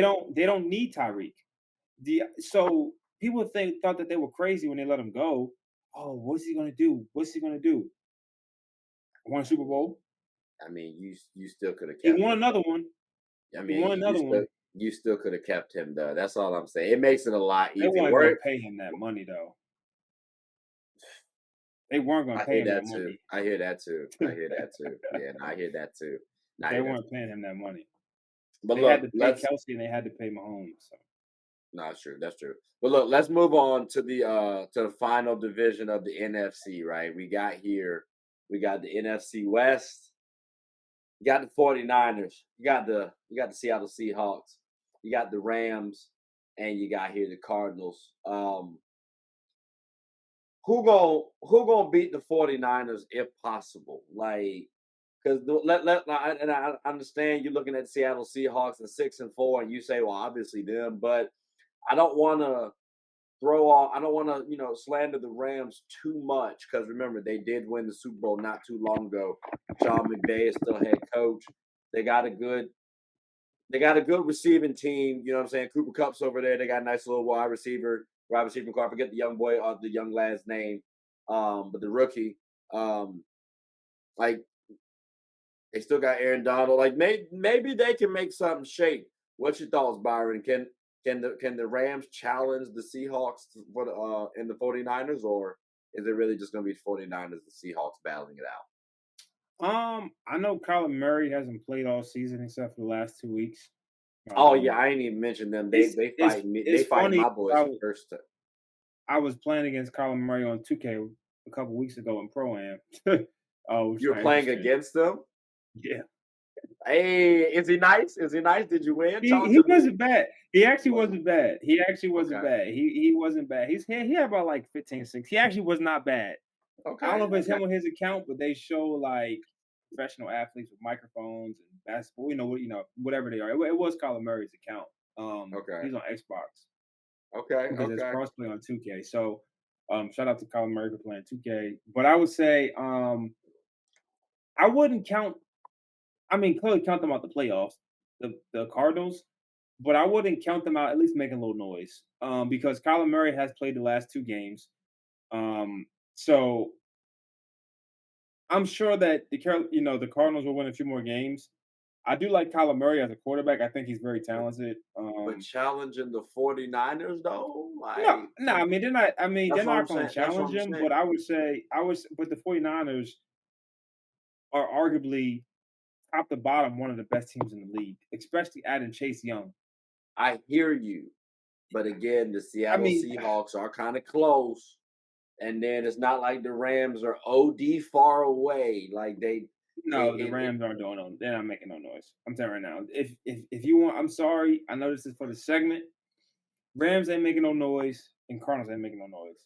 It's just like the Giants and the Commanders and the NFC East. It's the same thing. They're not making no noise. And no most they'll love for probably the win. Rams wild card spot, huh? No. That's tough. I That's think tough. I think I think McVay will probably be up after probably this season or next season. I think they let him go. Unfortunately, that's how NFL works. We won You Super think Bowl they're 3 gonna years let ago. McVay? You Everybody think they're loves gonna you. let McVay go? It's possible. Unfortunately. I don't. Plus I they don't. I don't. plus I plus don't. they were saying they don't know if he wants to coach. That's what they were saying. That's been the word on the street is they don't know if he wants to coach or not. They saying he's too That's much into like Hollywood and stuff like that, where they don't know if he wants to coach anymore. He's what's he like doing 30 something. Hollywood wise. I ain't seen him in no movies or nothing like that. Like They just said like he's he ain't like the modeling. Like he he's a just poster boy. Yeah, he's like a celebrity now. Like he's got you. that's what they were saying. Like he's more of a You know what this celebrity is than he is gonna a coach. do? I hope this doesn't like derail young coaches now. Because remember, he was like the youngest coach or the youngest head coach in NFL's history, right? Yeah, he's So like if that's the 31. Yeah. yeah, so if that's the case, then maybe they're gonna start making the age requirement. Where like, oh, you got to be this age because they're gonna say, well, look at Sean McVay, he wasn't mature. If what we're saying, if what you're saying is true about the reports, where you know That's what I heard. he's claiming to like or he's clinging to the Hollywood fame and not really focusing on the job. So yeah, Yeah. it'll be I interesting think how I that heard plays this out. on what's it First Take? I heard this like about a year or two ago where they were saying they don't know how long McVay wants to like coach. I forgot how the reports came out. I forgot. I have to find the source of that. I don't Yeah, have any find that one. insiders. Find that one. Yeah, Find I don't that have one. I don't have an insider. But yeah, next time I'll share the video or I'll find the video of them talking and discussing what I'm talking about. But yeah, I don't know, right? Like I think with the Rams, they invested so much into winning that Super Bowl. I mean, they gave away Yeah, picks, first round picks for the next few years, second round picks, third round picks. They, yeah, I mean, now granted, it paid off, right? They they got what won they the Super wanted. Bowl. They also They did kind got of what they bounce wanted. back though. I think they did bounce back pretty well too, though. Like, would you say Yeah, that? they Because got. again, I think after this season, you can look at the Rams next season and say, hey, they might be able to make it to the playoffs next year. Or you look at this I division. think Aaron Donald might be done. He You wanted to think? retire. I mean, he was trying to. That's what I'm saying, though, right? You got a head coach Yeah, who don't that's want to true. coach, True. and then they were talking about Aaron Donald retiring for the last few years. The Yeah. team, they said he only came back because they thought that they could compete. I don't really see Aaron Donald maybe coming back next season. I think that's a possibility that he might be like, all right, well, there's no guarantee. I'm getting older. He got kids. I'm done. Like he's Okay. arguably the best defensive Yeah. player of all time. Like if you look at his numbers Yeah, it's and how many crazy. times he's been double teamed Double and how many team. Yeah. sacks he has, I think I Yeah. shared that stat with you last time. Like Yeah. it's unreal. Like there's no player that's been double teamed that much and still makes plays. Like Facts. it's Facts. unreal. It is unreal. Like unreal. So without him, Okay. I mean, I think they got a little shot, but I think, yeah, like this season, it could get a little tricky. Maybe they turn it around. But I do think if they end positively, maybe he tries to give it one more shake. Because again, offensively, you got Cooper Cup, you got the rookie on their squad. Maybe you can make another run at it. But yeah, now he was talking about retiring. I do think that these Seahawks could make it a little interesting for these 49ers too. I mean, Gino, he's out I actually, like so the they got Dobbs, Seahawks. right? Yeah, I like the Seahawks though. Yeah. I like They this. got a I've good always team. liked Lock, them. Metcalf, They got those three receivers. They got the dude from Ohio State, Jackson, yeah, it's Smith, not. Yeah, yeah. So like yeah, those Jackson three, Smith. I got it as like, yeah, him. He yeah, can like play. those So three. That's a good little team there. Like their defense isn't bad either. The coach is good. You know, I'm a USC Trojan fan, so I got I like it's this a guy. Yeah. bittersweet relationship with me and Pete. But like they're not bad either. I like the 49ers. I think last year I said they were gonna go to the Super Bowl and win it actually. This year they still can, but like it might be a little tricky this year, bro. Like I don't know. These Seahawks look pretty good too as well. So I mean I understand 49ers got Purdy looking solid out there, but how much money would you put down on the Seahawks winning the division? And again, it's very close right now. It's very close. Like I know you I said mean, I would say 49ers were the this: team, but Seahawks remain in schedule. They actually this might be actually interesting Thursday night game on Thanksgiving. You got the 49ers and Seahawks playing 8:20 on Thanksgiving. That is going to be an interesting game. Sure. A lot's at stake here. A lot is at stake here, because the so winner of that is the holder of that current division. They'll have the tiebreaker because they play again December 10th. So and they're at Seahawks at home, I believe, as well. So that's tough, man. And then they got the Cowboys. The Seahawks have a tough schedule right now. They got the 49ers, the Cowboys, 49ers again, then the Eagles. Those are that's 4 tough teams, and then they got it easy. They got the Titans, they got the Steelers, and they got the Cardinals. But they got the next 4 weeks is their season. The next 4 weeks is their season. They got to win 3 out of 1. To me personally, they got to win 3 out of 1 for them to have a serious chance. They can't go 2-2. They got to go 3 out of 1. They gotta pretty much secure the bag the next 4 weeks. yeah, they got 3 tough games in a row, and then you got a little break, but then you got Baltimore afterwards, and then Now you're looking at the 49ers schedule. yeah, my fault. I thought you were talking about the 49ers. Sorry about that. I was You talking about said the Seahawks. I'm sorry. Seahawks. I was talking about the Seahawks. Yeah, I was talking about the Seahawks. I was talking about the Seahawks. The Seahawks, the next 4 games for them. Yeah, let me see going there. Yep, that's what I was looking at. 49ers, Dallas, 49ers, Philly. I mean, shoot, their schedule ain't any tough, ain't any tougher. Daggone. Yeah, that's you got tough. 2 That's tough. Pittsburgh been playing some football. Not to mention they just fired the offensive coordinator, so maybe they might do a little bit better. Motivated. Tennessee, they're not the worst team out there, so they could end up winning. Philly, the best team in the league on my record wise. Yeah, this is. I mean, they both got a tough schedule. Yep, definitely do. Yes, sir, they do. Yeah, Yeah, I would say for me, yes, for the Seahawks, how much money would I put on them? If they go 3-1 in the next 4 weeks, I think they finish the season. They'll win out 2 out of the last 3 games, so I think they will have 5 more wins than this season. That puts them at 11-6, I believe. Okay. Which should be good enough for them to get into the playoffs. Yeah, I would say I wouldn't bet my house on it for them to win the division, just because they are 1 game not behind, because San Francisco they had to play more games than them, clearly, because they had a bye already. So I would say, and they have to play Baltimore still. So I think this is going to be a good little race of who wins that division. Seahawks got to play well. They got to play well. They got a tough next 4 weeks. Very tough. They play San Fran twice, and they play Dallas and Philly. That's tough.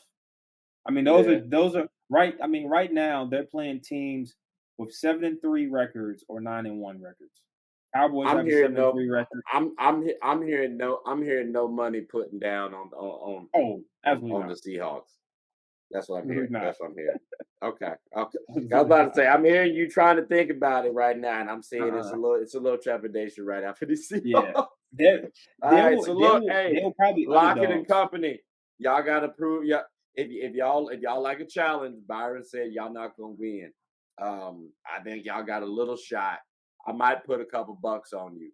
I'm really hoping Lockett does well, because he's on my fantasy football team. You know what I'm saying? Like, I like him. He cool with me. But now, so that's what we got for the division. So just want to recap. We got for the divisions, you said the Eagles, the Lions, the Saints, and the 49ers are all going to win the division. Is that correct? NFC West is a toss-up for me. NFC West is a toss-up. I mean, you just said you weren't going to put no money on the Seahawks, so I won't. But I think if they can win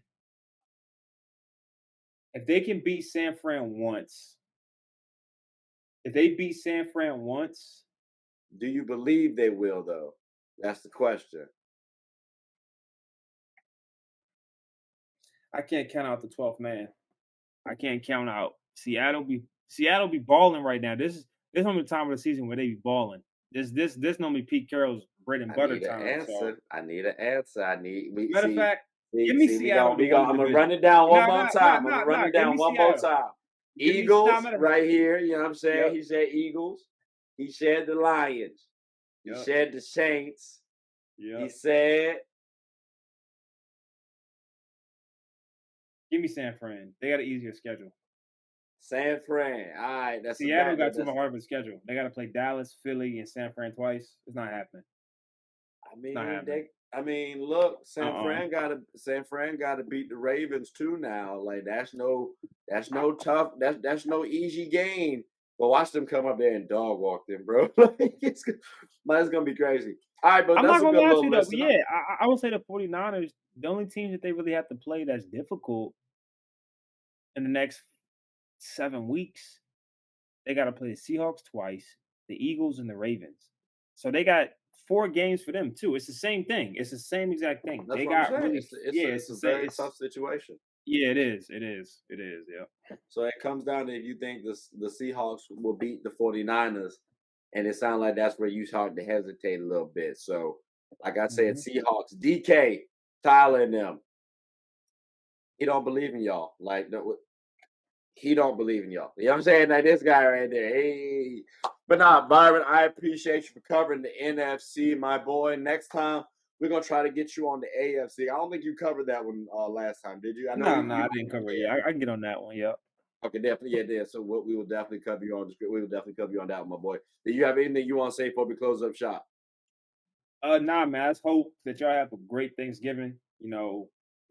I think, the holidays is always a tough time for some people. Reach out to those people who you kind of care for and those who care for you, for some people who have struggled during this time. But happy holidays, happy Thanksgiving. Be careful on Black Friday if you go shopping.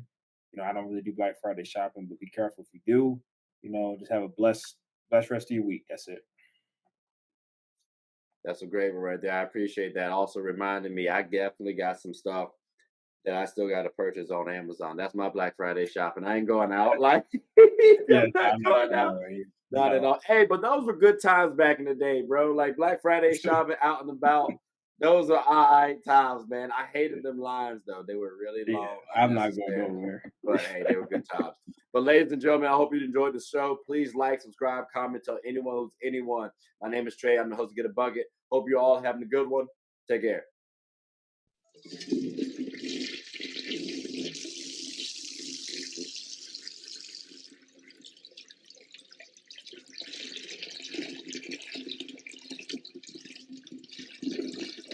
I did not know you guys were still here. As you can see, we're at the back end of the show. No pun intended, but look, hope you all enjoyed it. And before you go, please subscribe to the YouTube channel, follow the IG account, share the content to anybody who's anybody. And most importantly, leave your thoughts and comments below. But I got to go back and play Buddy in 2K, so let me unmute him real quick. Excuse me. Hey, boss, I'm back. Nah, you better catch this word. We get buckets around here, too.